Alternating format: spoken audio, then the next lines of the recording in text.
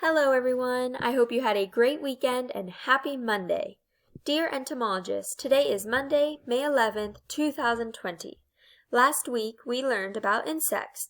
Most insects live by themselves when they are adults.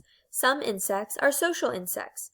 Social insects live together in big groups where they work together to stay safe, get food, and raise babies.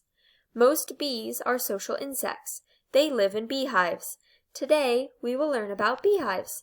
Bees work together in a beehive to stay safe, get food, and raise babies. I hope you all have an amazing day. Love, Miss Kemmerling.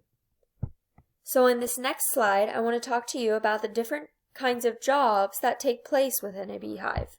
So there are three types of bees. There are the worker bees, the drone bees, and the queen bees. And each of these bees have special jobs within the beehive. So let's start with the worker bee. The worker bee, as you can see in the picture right there, they clean the hive, feed babies and queen, build honeycombs, guard the hive, collect pollen and nectar for the hive.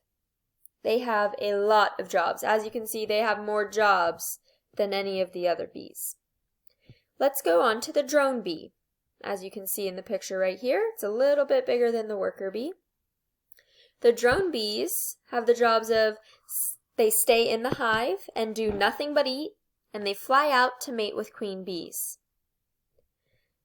The third, the queen bee. Every hive has a queen bee, and the queen bee's only job is to lay eggs in the hive.